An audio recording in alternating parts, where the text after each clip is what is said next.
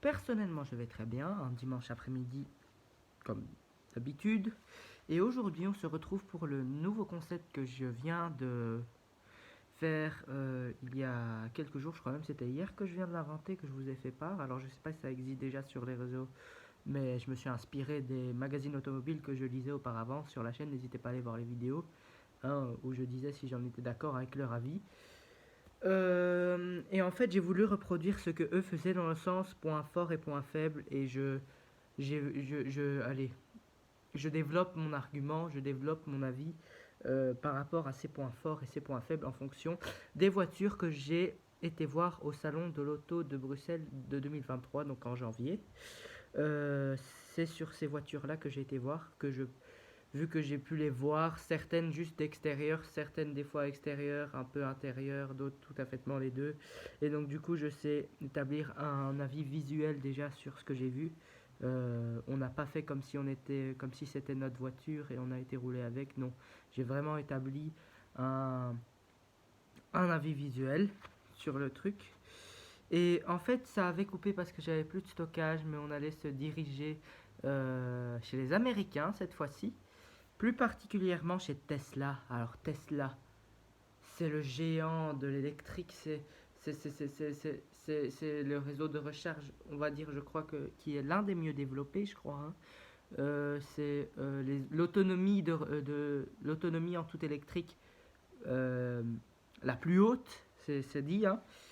Et on va se diriger chez Tesla pour aller dans un de leurs modèles haut de gamme, même si on va dire que déjà de base, en réalité, en général, Tesla, c'est pas vraiment hyper bien donné. Nous allons nous diriger vers la Tesla Model X Plaid.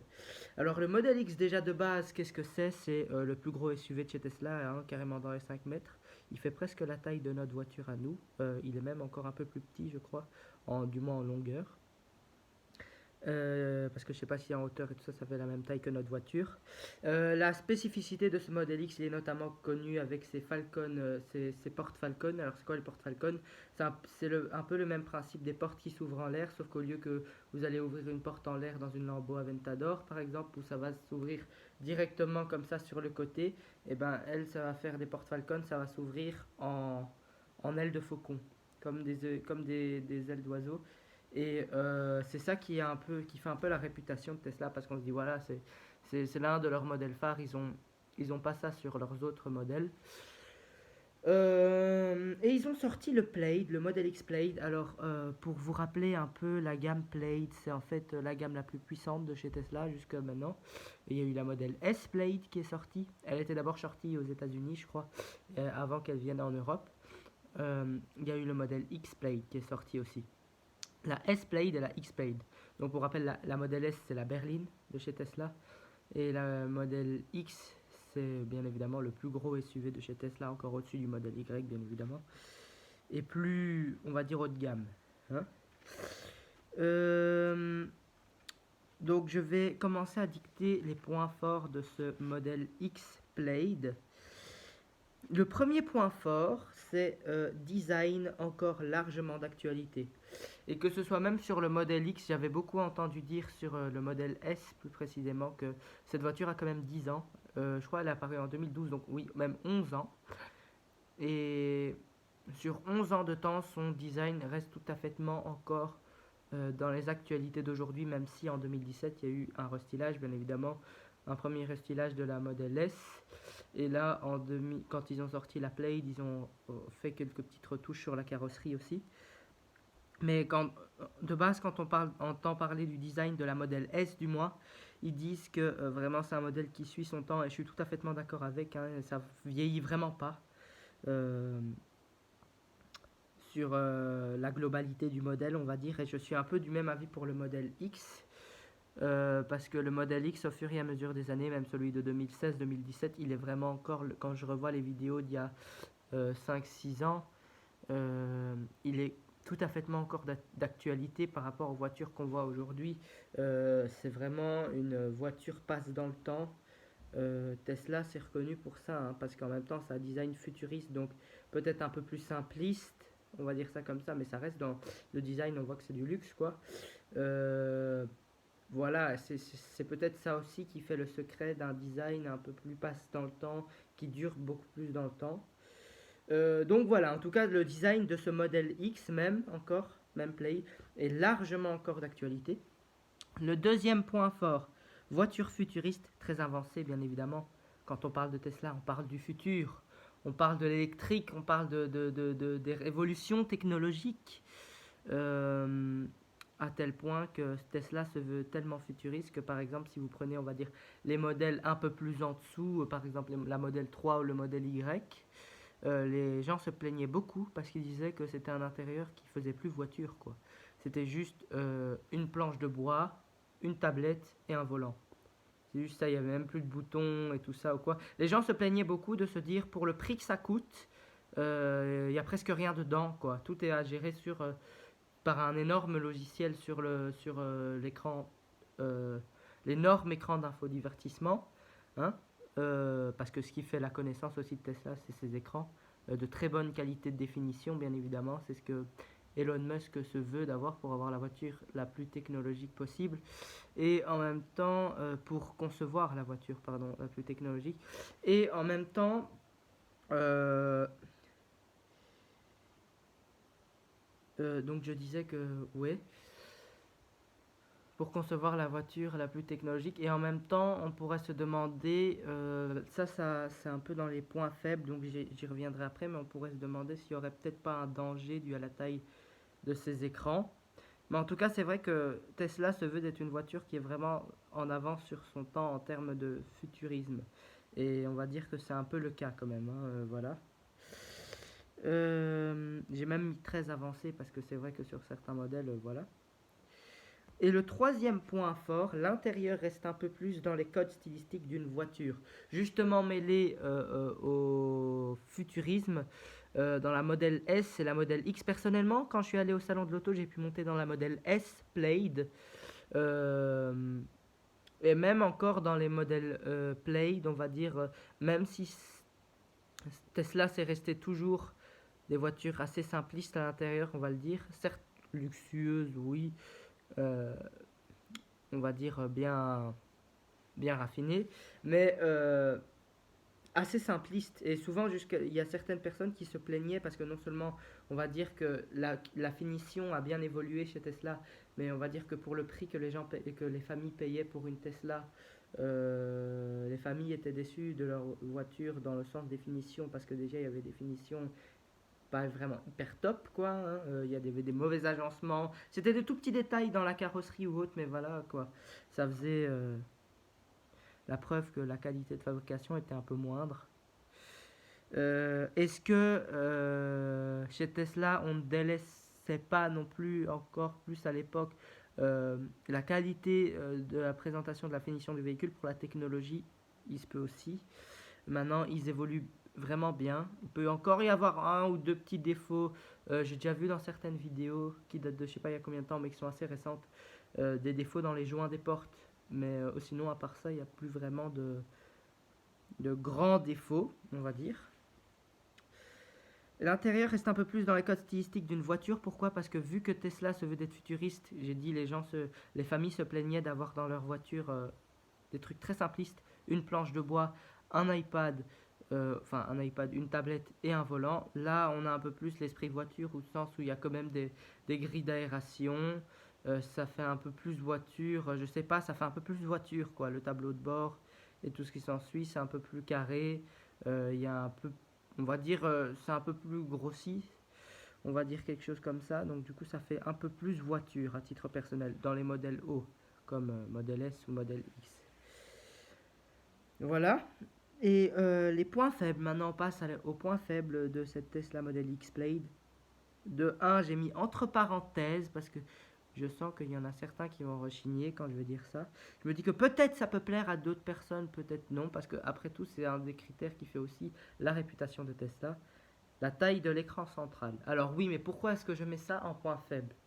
Tout simplement parce que bon, Tesla est très réputé pour ses écrans d'une très bonne qualité, énorme. Ça plaît à beaucoup de personnes. Je dis pas le contraire, à chacun son truc, hein. Mais c'est-à-dire que quand je pense à certaines choses, notamment en matière de sécurité, Les familles qui veulent de plus en plus d'écrans dans leur voiture, les familles entières qui veulent de plus en plus d'écrans dans leur voiture. Euh, c'est vrai que ça peut faire beau, ça peut faire technologique, futuriste, mais dans un sens, est-ce que ça nuit pas un peu à la sécurité?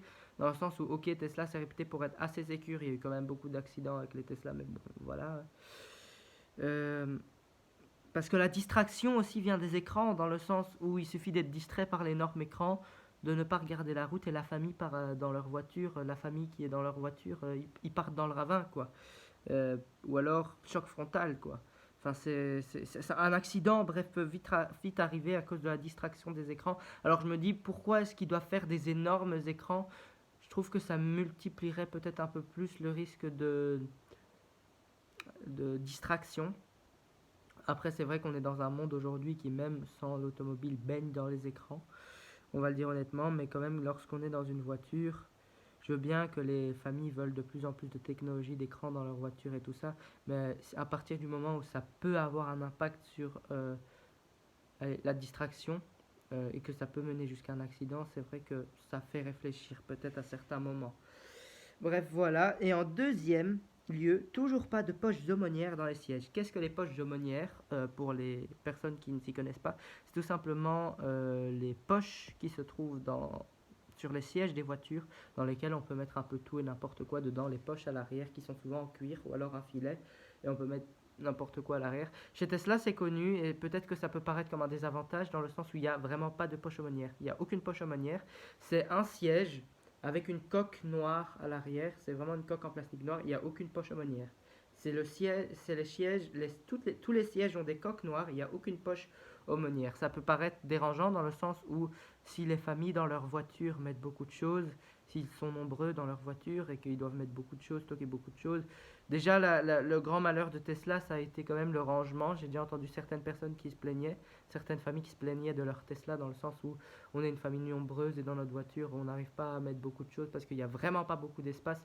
Il y a limite un espace qui est petit et le dossier central. Mais à part ça, voilà, il n'y a rien d'autre. Donc peut-être que c'est un défaut à avoir, peut-être que il faudrait corriger ça, hein. Je parle des poches aumônières, mais en globalité de l'espace de rangement à bord du véhicule, quoi, pour que les familles dans leur voiture puissent mettre beaucoup de choses dans leur voiture. Euh, Pardon, l'écran est tombé. Non, il n'est pas tombé, mais enfin bon, voilà. On va passer à un autre véhicule. D'ailleurs, j'aimerais juste pour une petite anecdote, en fait, dans la Tesla Model X Plaid et même Model S Plaid, dans les modèles Plaid, vous avez souvent entendu parler, si vous êtes intéressé au modèle Plaid, de ce fameux volant yoke. En fait, c'est un volant comme un pilote d'avion, hein, c'est rectangulaire, c'est pas en rond, et voilà, on pilote comme ça, comme un pilote d'avion. Mais il est possible pour les familles à qui ça ne leur plaise pas et qui ne sont pas habitués à ça, de prendre en option, alors c'est considéré comme une option, du moins de certaines personnes qui ont dit que c'était une option, d'avoir un écran, enfin un volant normal, en rond, et c'est une option qui est gratuite. C'est-à-dire que vous n'avez rien à payer pour avoir un volant normal, au lieu du volant yoke. Ils ont pensé aux familles qui ont peur pour leur voiture, qui ont peur de la nouvelle habitude. Donc voilà, c'est bien. Donc on passe à un autre véhicule très sportif, très très sportif. La Bugatti Chiron Sport. Ouh là, on va dans le summum. Effectivement, la Bugatti Chiron Sport, on rappelle que c'est l'une des voitures thermiques les plus rapides au monde, je crois, hein. On est presque à 500 km, 400 et quelques, 500 km heure, 400 et quelques, 480 et quelques, je sais même plus, mais dans les 400 km heure. Et voilà, c'est vraiment une des sportives les plus connues du monde automobile, des plus vénérées du monde automobile, on va le dire, en termes de puissance, bien évidemment, hein. Alors, les points forts de cette Bugatti Chiron Sport: design sportif élancé. Une voiture dans les millions d'euros, je crois même on se rapproche des 10 millions d'euros de base, hein. J'ai déjà entendu une fois 8 millions, 9 millions, 10 millions, je sais pas. Je crois même il y a une nouvelle version, ils ont restylé la Chiron. Je suis pas sûr, hein, parce que j'avais vu une fois, il y avait eu un scandale de Paris, je sais pas trop quoi, voilà. Euh, Design sportif est lancé, ça te doit d'être lancé. C'est une supercar, c'est une hypercar. C'est voilà, c'est des millions d'euros. Ça se doit d'être vraiment. Ça peut rester encore classique le design extérieur, je trouve. Mais à titre personnel, je trouve que quand même il est volumineux et massif le design. Et c'est ça qui est bien. Il est quand même imposant le design. Et on voit qu'on est en face d'une voiture qui rigole pas. Les familles qui s'achètent ça, c'est vraiment des familles qui sont riches. On est devant une hypercar qui ne rigole pas. J'ai su trouver qu'un point fort, il se peut qu'il y en ait bien d'autres, hein. De nouveau, c'est tout à fait un avis personnel, vous êtes tout à fait en accord de ne pas être d'accord avec moi. Et les points faibles, j'ai mis entre parenthèses, design intérieur peut-être trop simpliste. Alors perso, je parle des Bugatti en globalité, du moins Veyron et Chiron, même si Veyron c'est encore un modèle qui date d'il y a un peu plus d'années. Mais du moins, quand on rentre dans la Chiron, j'ai déjà vu des images de l'intérieur. C'est beau, c'est très beau. On voit qu'ils ont voulu faire du luxe, mais c'est hyper simpliste, quoi. Et les familles payent ça 10 millions d'euros pour s'offrir ça. C'est hyper simpliste quand même. C'est un volant, un beau volant, hein, bien travaillé. Le cuir est bien travaillé. Il y a un arche, le C, qui rappelle. En fait, rien que la voiture, petite anecdote, est en forme de C à un moment donné, près des phares arrière. En fait, c'est pour rappeler Chiron. En fait, la carrosserie est travaillée en forme de C, c'est pour rappeler Chiron. Et à l'intérieur, il y a un arc de cercle qui prend tout le toit et qui va jusqu'au dossier, carrément, je crois. Au dossier, ou du moins à côté du siège. Et ça fait aussi, je crois, si je me souviens bien, si mes souvenirs sont exacts, référence au Chiron, de Bugatti Chiron. Donc voilà, ça c'est une petite anecdote. Design intérieur peut-être trop simpliste parce que quoi, c'est un beau volant, le cuir est bien travaillé, c'est des hyper impeccables finitions, hein, je dis pas le contraire, mais le tableau de bord, il n'y a rien quoi. J'ai vu trois petits ronds sur la longueur d'un tableau de bord, il n'y a rien quoi. C'est hyper simpliste avec un miroir comme rétroviseur central et encore même le miroir, je crois qu'on peut distinguer des bords quoi. Tout léger mais des bords plastiques. Donc voilà, pour le prix que les familles payent ça, dans les millions d'euros, ils pourraient quand même ils devraient quand même faire un intérieur un peu plus sportif, qui a la rage. Vous voyez ce que je veux dire. Après, en même temps, j'ai l'impression que c'est une voiture qui, malgré sa sportivité, essaye de rester aussi dans la classe, hein. Même si je dis honnêtement, toutes les voitures sportives sont en même temps classe, hein. Mais enfin bon, voilà, peut-être que pour certaines familles, le fait de se dire que c'est des millions d'euros pour eux et que voilà, c'est très simpliste à l'intérieur, ça peut être un frein, quoi. Donc voilà. Donc on a terminé avec cette Bugatti Chiron Sport. Euh, on reste dans le sportif chez Maserati. Maserati, le grand constructeur sportif italien. Avec la Levante, donc leur SUV, leur gros SUV. Parce qu'ils ont sorti un crossover il y a quelques temps, si je me souviens bien. Je sais plus le nom. La Levante, personnellement, je l'aime bien. Après, vous allez voir que en termes de certains détails de finition, par rapport à la réputation de la marque, je trouve que ça peut nuire un peu. Après, bon, voilà, c'est une marque qui est très reconnue, hein, donc voilà. En termes de points forts, j'ai noté SUV imposant qui rappelle sa sportivité par son design. On voit quand même que les designers, c'est Maserati, donc ça rigole pas. Ils sont habitués quand même au sport. Peut-être que ça peut paraître encore un peu trop simpliste. Je sais pas, hein, mais j'ai bien aimé le fait qu'ils font vraiment, ils essayent de modeler la carrosserie pour faire rappeler la sportivité du véhicule. Et c'est ça qui est bien. Après, ils se doivent quand même de faire rappeler la sportivité d'un véhicule, sinon ça n'est pas un véhicule. Ça peut être un véhicule sportif par son moteur, mais par son design, voilà quoi. Pour les points faibles, j'ai trouvé qu'un seul point fort. Après, voilà, chacun son avis. Pour les points faibles, j'ai noté éléments de design peut-être arriérés à l'extérieur, les feux arrière. Ouais, parce qu'il faut savoir, du moins je sais pas si le problème est réglé, parce qu'on n'en voit pas tous les jours des Maserati, il faut le dire. Mais j'ai toujours trouvé, notamment en voyant les Levante en rue, que les feux arrière m'ont l'air d'une autre génération, quoi. C'est-à-dire que c'est des feux, je sais même pas si c'est du LED, mais si c'est du LED, quand même, ça a l'air un peu mal, ça a l'air mal foutu, quoi. Dans le sens où ça fait un peu brouillé. Ça fait un peu. Je sais pas comment expliquer, mais j'ai toujours trouvé que c'était des feux qui ressemblaient un peu aux feux d'il y a 10 ans, quoi. Honnêtement. Donc voilà, il y a ce. C'est rien qu'un petit détail comme ça, hein, mais c'est un petit détail comme ça qui peut faire toute la variante. Donc voilà. Et le deuxième point faible, c'est intérieur pour le prix du véhicule d'un autre temps. J'ai vu, personnellement, quand j'ai été au salon de l'auto, j'ai juste vu. C'était un stand rempli de Maserati, un MC20 et tout ça, mais je me suis vraiment concentré sur le Levante. J'ai déjà vu des vidéos avec l'intérieur du Levante. Et pour le prix de la voiture, on va le dire honnêtement, je trouve que c'est d'un autre temps. Rien que l'écran, par exemple, l'écran, enfin, je sais pas, je trouve qu'il a un style pour le prix. Je crois qu'on démarre à 81 000 euros pour un Levante, si je dis pas de bêtises. Alors, je sais pas les versions Trofeo, hein, mais je sais pas si c'était un Trofeo, celui que j'ai vu.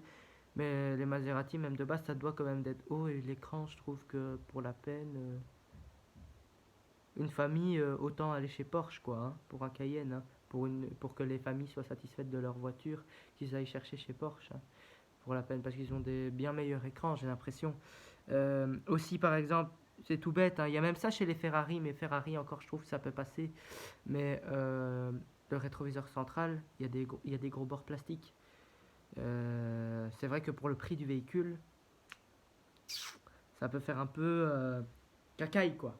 Donc pour moi, c'est vrai que pour le prix que ça a, et même en globalité pour la vocation du véhicule, ça peut faire intérieur d'un autre temps. Et rien que le volant, je trouve que le volant, il est plastique noir, il est trop simpliste, quoi. Beaucoup trop simpliste. C'est juste la crosse Maserati qui est au milieu, mais le reste, voilà, c'est hyper simpliste. Donc voilà, quelques détails peut-être à corriger. Après, voilà.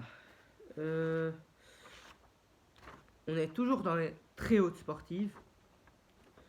Dans le sens où nous sommes chez Rimac. Alors Rimac, c'est un constructeur norvégien, suédois, je sais pas. Mais en fait, c'est un constructeur de hypercars électriques. Oui, des hypercars électriques. Attention, les puristes vont râler. Et une des spécialités de Rimac, du moins pour moi, c'est le fait qu'ils ont créé la Nevera. C'est justement la Rimac Nevera que je parlais, dans le sens de quoi vous allez voir par les points forts et voilà.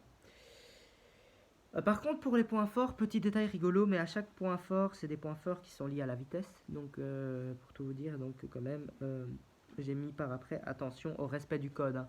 Je tiens quand même à faire un rappel du code de la route. Ne faites pas les malades, hein, les familles, que les familles n'aillent pas se tuer dans leur voiture. Ne faites pas les malades, c'est des voitures surpuissantes et autres, mais respectez le code autant pour la sécurité de vous, mais des autres familles dans leur voiture, quoi, hein. Faudrait pas qu'il y ait des morts, quoi. Donc voilà. Alors, les points forts.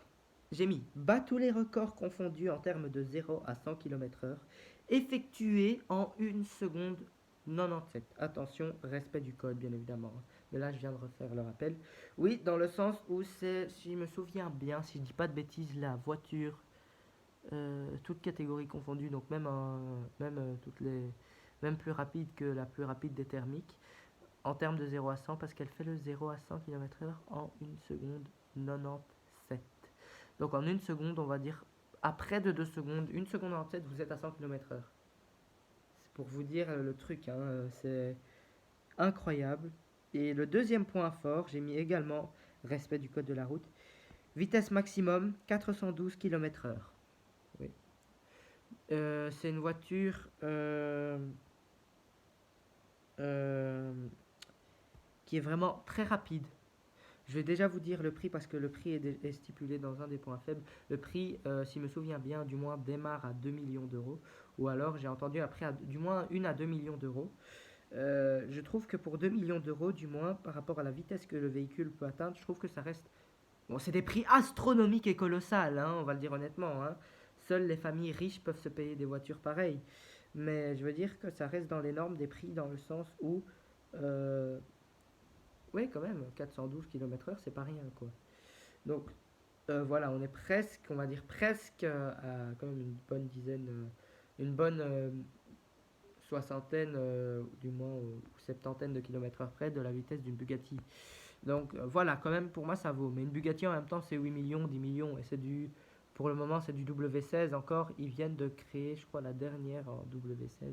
Je suis pas sûr, mais la plupart des Bugatti, bien évidemment, Bugatti, c'est du thermique pour le moment. Donc voilà. Les points faibles de cette Rimac Nevera. Euh, peut paraître trop simpliste comme design extérieur par rapport au prix de millions d'euros.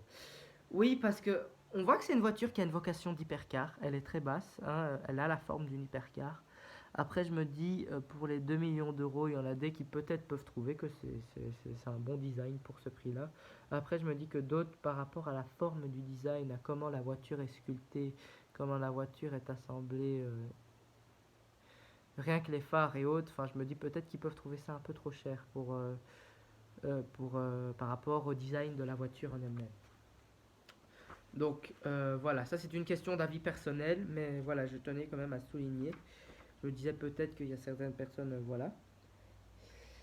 Et le deuxième point faible, c'est l'aspect d'assemblage. Oui, parce qu'au Salon de l'Auto de Bruxelles de 2023, du moins, donc en janvier, il l'avait exposé en coloris bleu. Et alors, il y avait des pièces, il y avait des teintes de la carrosserie qui étaient faites en noir, du moins. Mais alors, je sais pas si c'est des teintes qui sont différentes, mais en général, à part sur quelques voitures, sur ce type de voiture-là, enfin, voilà, les pièces teintes de la deuxième couleur étaient quand même assez imposantes par rapport au bleu. Et je me dis, est-ce que ça peut pas faire un effet un peu puzzle, un peu Lego, de genre de dire on a assemblé la voiture avec des pièces de différentes couleurs, de différentes voitures.